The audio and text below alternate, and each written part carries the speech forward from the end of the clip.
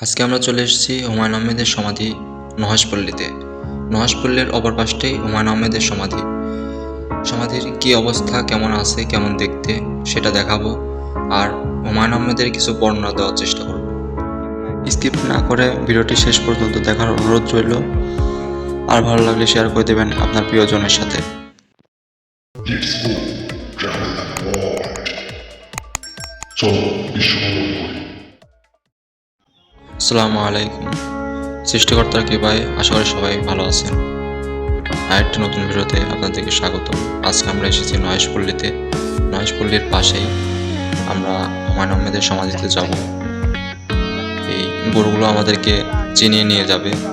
একজনকে জিজ্ঞাসা করলাম, তার গরু এদিকে যাচ্ছে, আমাদেরকে বললো যে গরু পিছ চলে যান, পেয়ে যাবেন।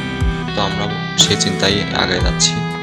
এখানে আশেপাশে খুব ঘন জঙ্গল, আসলে অবশ্যই সাবধানে আসবেন, এখানে সাপ পোকার অনেক ভয় আছে। আমার এই সামান্য মেধায় হুমায়ুন আহমেদের বর্ণনা দিয়ে শেষ হবে না। জননন্দিত কথাশিল্পী হুমায়ুন আহমেদ বাংলা সাহিত্যে ছিল তার অসামান্য অবদান, যিনি আজও বেঁচে আছেন লক্ষ লক্ষ পাঠকের হৃদয়ে। সেই জীবনে ধর্মচিন্তায় ব্যাপকভাবে প্রভাবিত হয়েছিলেন হুমায়ুন আহমেদ। তার লেখা বাংলার শেষ গদ্যটি ছিল নবীজি। গদ্যটি অসম্পূর্ণ রেখেই চলে গেলেন সবার প্রিয় হুমায়ুন আহমেদ। নবীজি গদ্যটি লেখার পেছনে মূল ঘটনাটি ছিল তার পিতৃতুল্য মাওলানা মহিউদ্দিন খানের অনুরোধ। তার অনুরোধ ছিল নবী করিম সাল্লাল্লাহু আলাইহি সাল্লামের জীবনে লিখবেন হুমায়ুন আহমেদ। সেই অনুরোধ রাখতে ওয়াদাও করেছিলেন হুমায়ুন আহমেদ। প্রিয় দর্শক, এটা হচ্ছে সমাধির প্রবেশ গেট। এই গেট দিয়ে আমরা ভিতরের দিকে যাব। হুমায়ুন আহমেদ 1948 সালের 13 নভেম্বর নেত্রকোনা জেলায় জন্মগ্রহণ করেন। নেত্রকোনা জেলা তার গ্রামের বাড়ি ছিল।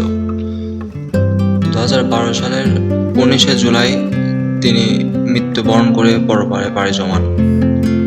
জানা যায় হুমায়ুন আহমেদ নবীজি কিছু গদ্য লেখার পর নবীজিকে স্বপ্নে দেখার ইচ্ছায় গদ্যটি লেখা বন্ধ করে দেন।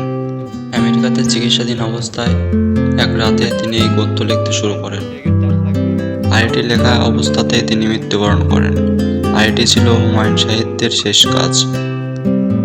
এখানে আসতে হলে আপনাকে চলে আসতে হবে বাগের বাজার।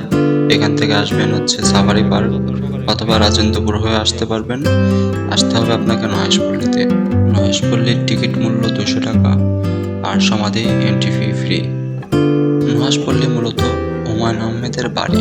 এখানে রয়েছে তার সর্বরকম জীবনী ইতিহাস। হুমায়ুন আহমেদ ছিলেন একাধারে ঔপন্যাসিক, ছোট গল্পকার, চলচ্চিত্রকার, নাট্যকার ও গীতিকার।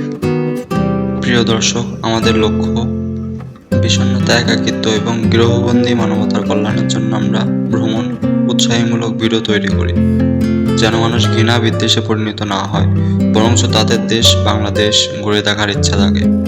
ভিডিও তৈরির লক্ষ্যে আমরা দেশের প্রত্যেকটি কোণে কোণে ঘুরে বেরিয়েছি। উন্নত মানের প্রযুক্তির অভাবে আমরা সবার মতো ভিডিও তৈরি করতে পারি না। আপনি যদি আমার এই চ্যানেলটিতে নতুন হয়ে থাকেন তাহলে অবশ্যই সাবস্ক্রাইব করে দিবেন, আর কমেন্ট করে জানাবেন কোথা থেকে দেখছেন আমাদের এই ভিডিও। পরবর্তী ভিডিও কোথায় দেখতে চান তাও জানাবেন। দোয়া করি সবাই ভালো থাকবেন, সুস্থ থাকবেন, ভালো কাজ করুন, সত্যের পক্ষে থাকুন। আমাদের ফিরে যেতে হবে রবের দিকে। আল্লাহ হাফিজ।